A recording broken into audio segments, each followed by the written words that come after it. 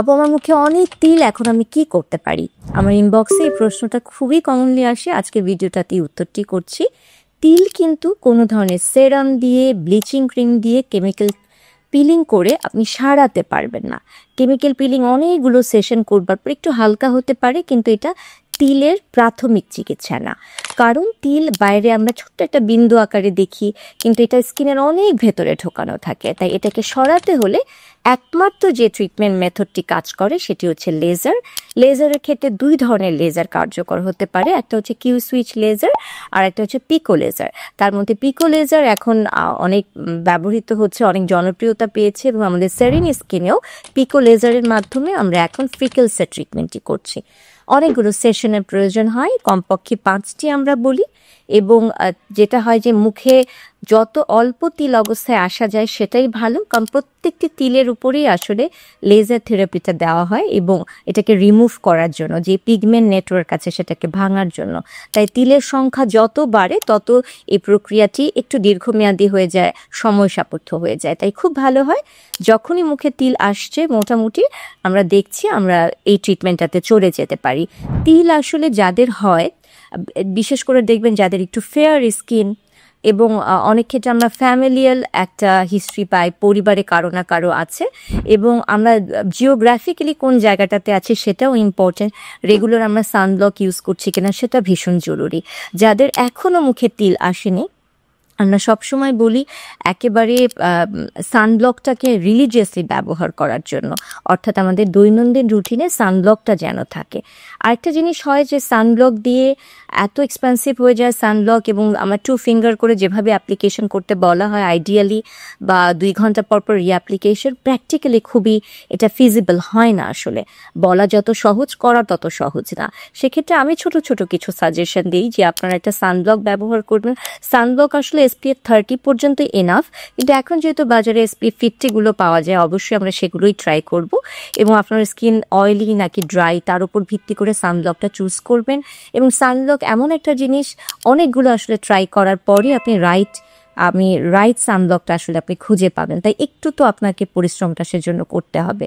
যে কথাটি বলছিলাম, শুধু এককভাবে সানব্লকের উপর নির্ভর না করা, একটু ফিজিক্যাল ব্যারিয়ার বাড়ানো। একটা সানগ্লাস ইউজ করবেন, বড় একটা সানগ্লাস যেটা মুখের একটা বড় অংশ কভার করে, মাস্ক রাখবেন, মাথায় ছাতা দেবেন, এই ধরনের হিজাব বা ছোট্ট একটা ক্যাপ পরতে পারেন যখন আপনি আউটডোরে আছেন। অর্থাৎ আমরা যেহেতু যেভাবে আইডিয়ালি সানব্লক লাগানোর কথাটা পারছি না, যাদের স্কিনে ফ্রিকেলসের প্রবণতা আছে বা পরিবারে আছে, তারা এই কাজগুলো আমরা বাড়িয়ে দিতে পারি। এটা যে শুধু আমাদের ফ্রিকেলস থেকে বা তেল থেকে ভালো রাখবে সেটা না, এর পাশাপাশি আপনি অ্যান্টি এজিংয়ের, আমি বলবো এজিংয়ের ক্ষেত্রে তো এই সূর্যরশ্মির UVA-B ভূমিকা সবচেয়ে বেশি। তাই আমাদের সূর্যরশ্মির ক্ষতিকর প্রভাব থেকে আমরা যেন মুখটাকে সুরক্ষিত রাখতে পারি, যেটা লং টার্মও আমাদের অনেক ধরনের বেনিফিট দিবে। সেক্ষেত্রে এই ফিজিক্যাল ব্যারিয়ারগুলো আমরা বাড়াতে পারি, যেটা আমাদেরকে ভালো রাখবে। এবং অবশ্যই ডেইলি রুটিনে একটা basic skin care routine maintain করবেন। বেসিক কিছু সেরাম আপনি সবসময় ব্যবহার করতে পারেন, যেটা আপনার স্কিনের ফুড বলতে পারেন, স্কিনটাকে ভালো রাখার জন্য। বাট এগুলো কোনোটাই কিউরেটিভ না, সেটা ফ্রিকেলস হোক, লেন্টিজেন্স হোক, বা সানস্পট যেই নামে আপনি ডাকেন না কেন। আরেক ধরনের লেশন আমাদের ফেসে আমরা অনেক পাই, অনেকে এটাতে সাফার করেন। এই তিলগুলো দেখবেন একটু হাতে বাঁধে, যেটাকে আমরা DPN বা ডার্মাটোসিস প্যাপিলোসা নাইগ্রা বলি। সো এই লেশনটা, এটারও ট্রিটমেন্ট হচ্ছে আমরা এটা রিমুভ করে ফেলতে চাই, কিন্তু এটা একটা ইন্টারেস্টিং ব্যাপার আছে যে যেগুলো হাতে বাঁধছে ছোট ছোট, এগুলো আমরা আমাদের CO2 লেজার দিয়ে একটা সেশনে আসলে রিমুভ করে ফেলতে পারি।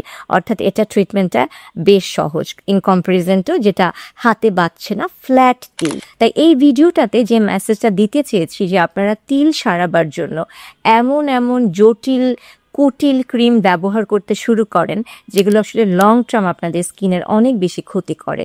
এবং এই ধরনের ব্লিচিং ক্রিম এবং লেড মার্কারি যুক্ত যেই ক্রিমগুলো, আমরা আসলে জানি না এটার ভেতরে কি আছে, হাই পোটেন্ট স্টেরয়েড হয়তো যুক্ত করা থাকতে পারে। এগুলো কিন্তু উল্টো আমাদের স্কিনটাকে অনেক ধরনের ক্ষতির মুখে তো ফেলেই, খুব তাড়াতাড়ি আমরা বুড়িয়ে যাই, আমাদের ইভেন সান যে প্রোটেকশন যে ক্যাপাসিটি স্কিনের নিজস্ব সেটা আস্তে আস্তে চলে যায়, এবং আমাদের ক্যান্সারের ঝুঁকি তো আছেই, স্কিন ক্যান্সার। সো আমরা এই ধরনের কাজগুলোতে করব না।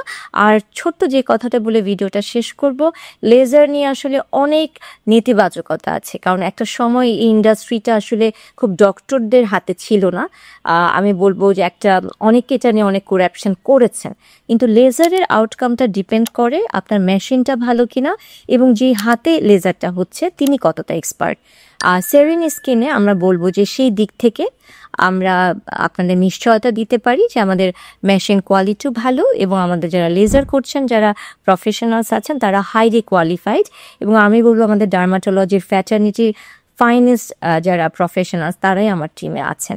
তাই আমরা আশা করছি আপনাদের ফ্রিকল জনিত যে কোনো সমস্যায় আপনাদের পাশে আমরা থাকতে পারবো।